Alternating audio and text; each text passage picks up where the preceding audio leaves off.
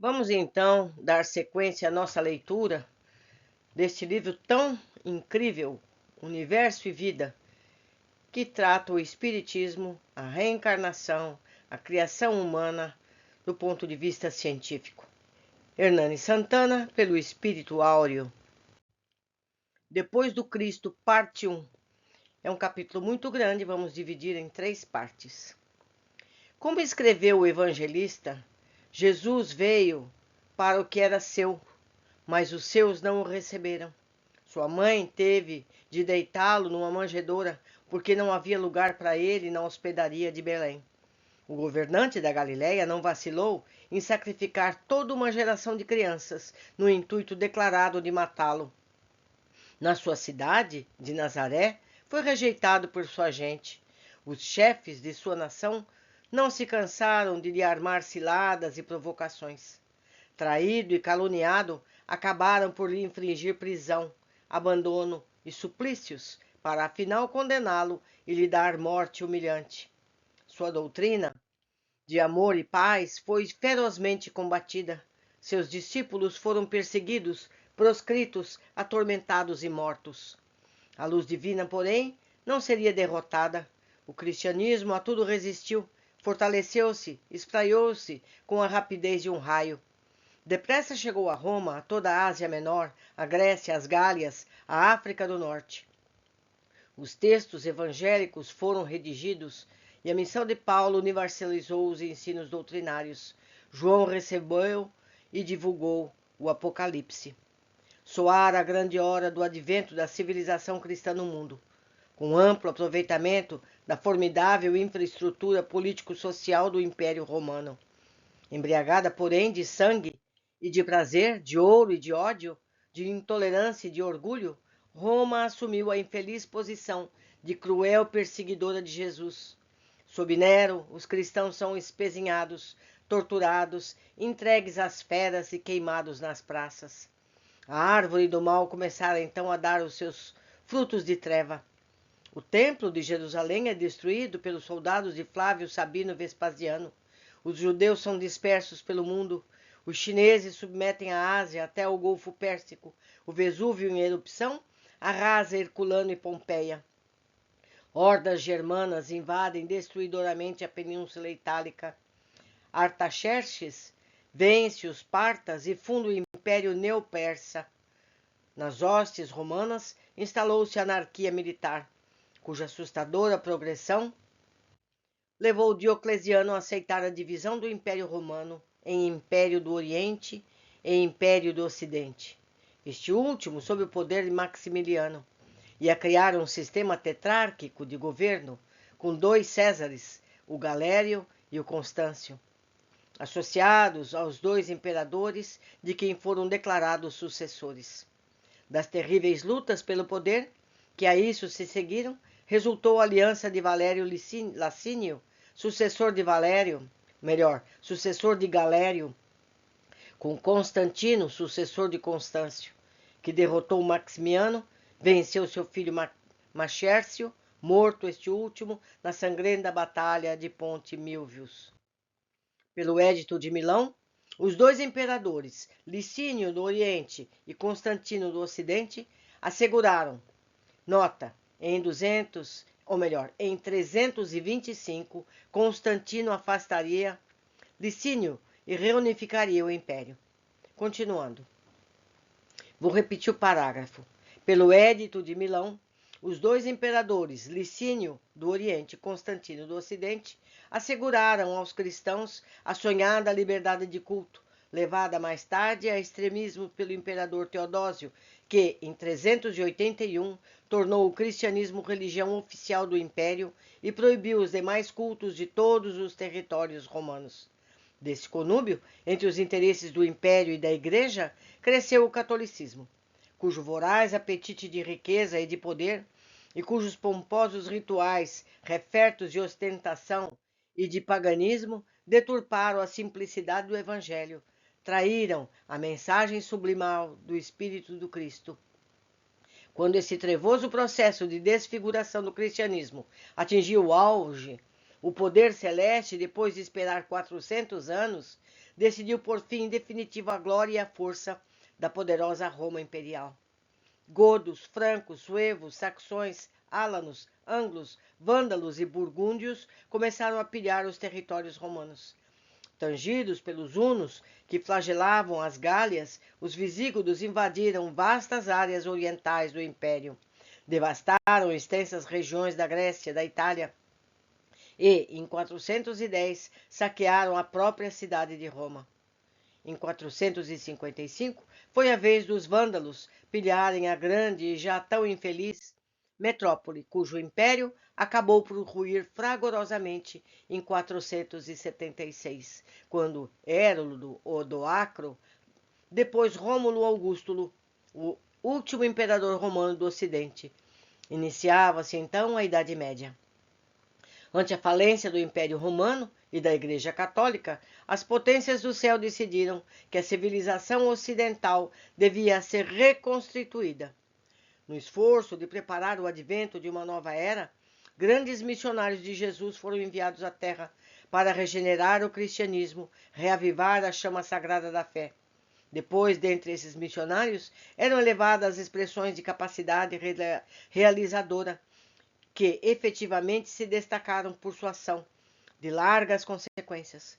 Referimos-nos ao grande Bento, nascido em Núrcia, nos fins do século V, cuja ordem conseguiu conquistar para o Cristo grande número de bárbaros, principalmente entre os germanos, e o árabe Maomé, nascido em Meca no ano 570. Infelizmente, o profeta do Islã não conseguiu vencer as tentações do poder humano e, falhando nos sagrados compromissos assumidos para com o Cristo, deixou ao mundo uma doutrina cuja violência e intolerância levariam os árabes a tentar, pela força, o domínio do mundo. Enquanto isso, e ao fim de intensas lutas, os invasores bárbaros se estabeleceram definitivamente nas terras do extinto Império Romano do Ocidente. Os lombardos instalaram-se na Península Itálica. Os anglos e os saxões dominaram a Grã-Bretanha. Os francos, após vencerem os burgúndios, se apossaram da Gália. Com o tempo, todos esses povos acabaram por aderir ao cristianismo, a começar pelos francos, cujo rei Clovis, casado com a princesa cristã Clotilde, prometeu abraçar a religião cristã se vencesse, em 496. Os alamanos, e foi solenemente batizado por Dom Remígio e o bispo de Reims. Sob Clovis, fundador da dinastia dos Merovingios, a antiga Gália passou a chamar-se França. Nomeado pelo próprio Maomé, seu genro, supremo chefe religioso, político e militar dos muçulmanos, Abu Bakr iniciou, com o auxílio do grande general Ornar de Othman, Ali e Muawiyah, me perdoem sempre a má pronúncia, a Guerra Santa contra os infiéis, revelando extraordinária combatividade. A grande perícia guerreira dos islamitas obtiveram de imediato êxitos marcantes. Antes do ano 700, já dominavam todo o litoral norte-africano. Em 711, sob o comando do general Tariq ibn Ziyad, atravessaram o Estreito de Gibraltar, conquistaram quase toda a Ibéria e, se não fosse a vitória de Carlos Martel, em 732, a Batalha de Poitiers, teriam também submetido a França.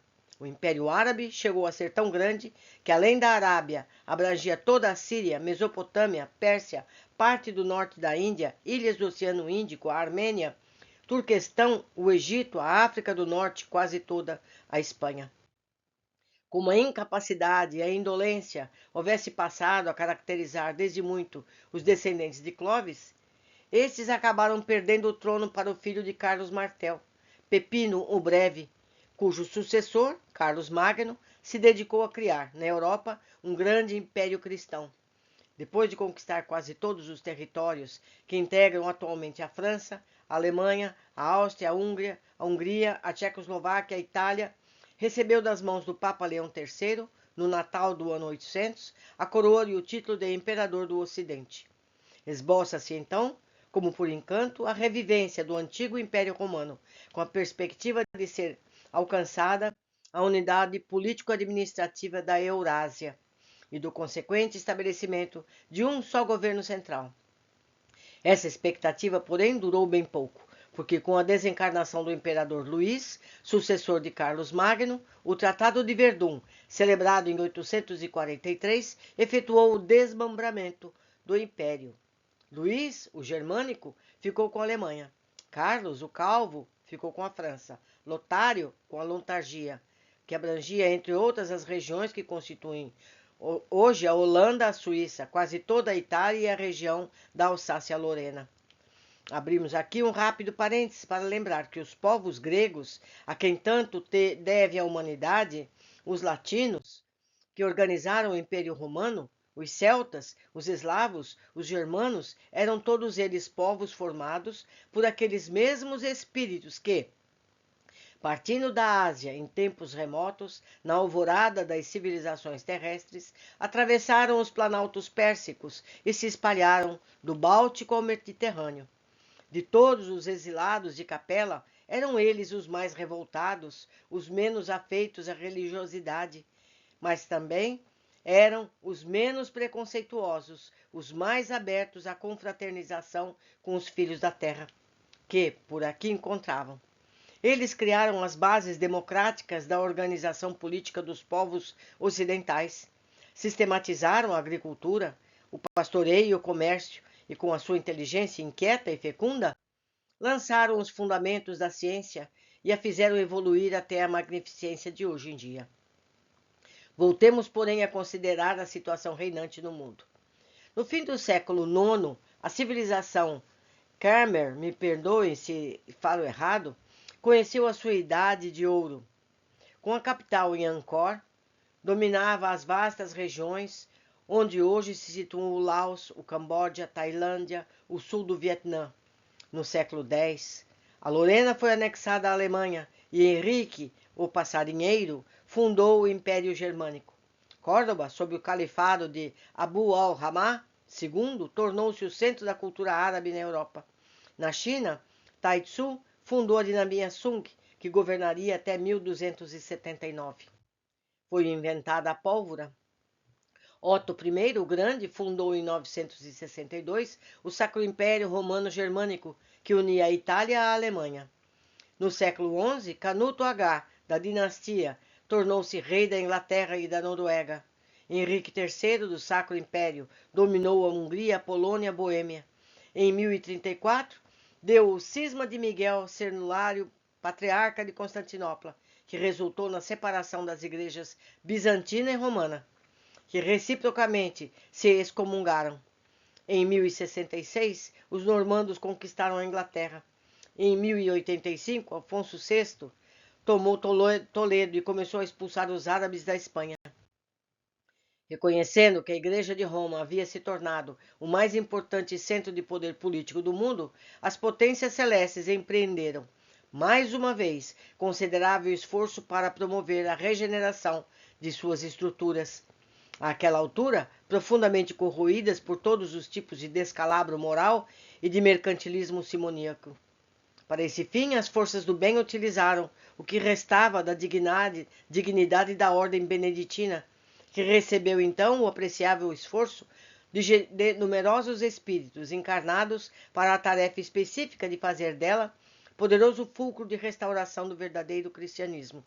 É nesse contexto que se inserem dentre os nobres missões por muitos desempenhadas, a do Papa Gregório VII, cujos méritos e cuja grandeza espiritual surpreenderam todos os aspectos menos felizes de sua atuação romana, ao longo de um pontificado que se desenvolveu de 1073 a 1085.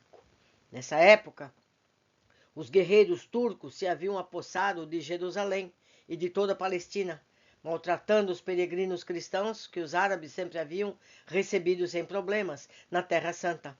Pedro, o eremita, reagindo àqueles maltratos que ele próprio havia experimentado, começou a percorrer a Europa, pregando a guerra contra os infiéis. Sensibilizado pelo clamor de revoltadas multidões de católicos, o Papa Urbano II convocou o grande concílio de Clermont-Ferrand e sancionou com a sua pontificial autoridade a organização de expedições militares contra os islamitas. É do começo das cruzadas, de tão assinaladas consequências. da história dos povos. Após a primeira e desastrada expedição, chefiada pelo próprio eremita, 4 grandes grupos armados reuniram-se em Constantinopla em 1096. Rumaram para os lugares santos. A maior parte dos expedicionários nunca chegou ao seu destino, porque numerosos fidalgos, tirando proveito pessoal das vitórias que iam obtendo pelo caminho, preferiram dedicar-se a conquistar para si mesmos, as terras férteis e ricas que encontravam. Ainda assim, o aguerrido exército que, sob o comando de Godefroy de Bouillon, vencera Niceia e Antioquia, apoderou-se de Jerusalém. Valendo-se, porém, das desgastantes disputas que travaram entre si os conquistadores cristãos, os muçulmanos recuperaram, em 1147, a cidade de Edessa e ameaçaram apoderar-se de novo dos demais territórios que haviam perdido. Diante disso, o Papa Eugênio III promoveu nova cruzada sob as ordens de Conrado III da Alemanha, Luís VII da França, que durou de 1147 a 1149. E redundou em tão grande fracasso militar que poucos anos depois, em 1187, o grande sultão Saladino reconquistou Jerusalém. Reagindo a esse desastre, os 3 mais poderosos soberanos católicos da Europa, Ricardo Coração de Leão da Inglaterra, Frederico Barbarossa da Alemanha e Filipe Augusto da França, decidiram lançar-se a uma terceira cruzada contra os maometanos, mas desunidos pelo orgulho, incapazes de somar as próprias forças, resolveram enfrentar separadamente as hostes de Saladino, que os venceu um a um. Frederico Barbarossa morreu ao tentar a travessia de uma corredeira. Ricardo Coração de Leão, aprisionado por seu inimigo Leopoldo da Áustria, amargou exílio e prisão por longos anos. A Quarta Cruzada desviou-se inteiramente de suas finalidades. Ao invés de combater os muçulmanos, apoderou-se em 1204 do Império Romano do Oriente, em cujo lugar estabeleceu o Império Latino, sob a égide de reis de ascendência francesa. Logo, porém, em 1262, uma revolta estabeleceu o antigo Império Romano do Oriente. Houve ainda uma quinta, uma sexta, uma sétima e uma oitava cruzada, que terminaram todas elas em ruidosos fracassos. As 2 últimas foram levadas a efeito por Luís IX, da França, que a sétima foi aprisionado pelos turcos e depois libertado mediante pagamento de pesado resgate. No início da oitava, o rei desencarnou em Tunis, vítima de epidemia. Consagrando a violência como arma da fé, em absoluto desacordo com o espírito do velho cristianismo, as cruzadas não atingiram seus fins a que propuseram e resultaram em completo desastre militar. Apesar disso, a sabedoria celeste aproveitou ao máximo, em favor da humanidade, o que esses grandes movimentos bélicos foram capazes de criar de bom. Se recordarmos rapidamente qual era a situação da Europa no início do século IX, logo nos daremos conta de que a política de Carlos Magno havia instituído as bases do feudalismo medieval, ao confirmar no poder os seus vassalos, mas lhes impondo sua imperial autoridade através de famosos enviados do Senhor. Os sucessores do grande imperador não tinham, porém, nem de longe o seu talento nem a sua força, e morto ele, os fidalgos demais não eram do que chefes guerreiros, ou os seus herdeiros, travestidos de nobres, embora respeitassem, por conveniência própria, as hierarquias formais do poder, passaram a governar os seus feudos como senhores incontestados e absolutos. Despóticos e preguiçosos, completamente despreocupados dos seus povos e sem qualquer compromisso com o progresso, seu imobilismo administrativo resultou, em curto prazo, na mais desoladora estagnação da economia, na ociosidade generalizada, na ignorância e no pauperismo das massas. O contato dos cruzados com o luxo e o conforto dos potentados muçulmanos despertou nos europeus um novo e forte desejo de regalos que dantes ignoravam e que custavam fortunas, só adquiríveis através do trabalho produtivo e fecundo.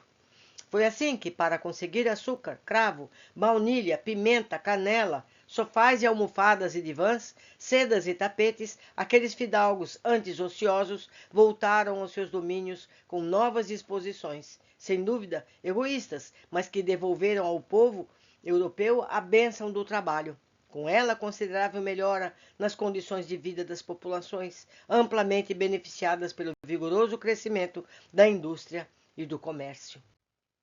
Ao lado disso, os cruzados também trouxeram para a Europa muitos livros esquecidos ou desconhecidos do Velho Mundo, até mesmo aquelas elites clericais, livros que os árabes haviam traduzido dos gregos e outros que eles próprios haviam produzido, versando sobre astronomia, medicina, geografia e matemática. Para que possa medir, de algum modo, a importância disso, deve-se compreender que, sem esse trabalho dos árabes, descoberto e aproveitado pelos europeus, provavelmente não houvessem surgido, nos séculos XII e XIV, as primeiras universidades europeias, que tão esplêndidos serviços iriam prestar à humanidade e nem houvesse surgido tão brilhantemente no firmamento da cultura humana pensadores como Tomás de Aquino, Rogério Bacon, poetas do talento de Dante e de Petrarca. Além desses magnos benefícios, não devemos esquecer que populações inteiras se alforriaram comprando a própria liberdade a tiranos necessitados de dinheiro. Isso trouxe uma consequência política de extraordinária significação, na medida em que o fortalecimento do poder central dos monarcas abalou definitivamente as bases do feudalismo.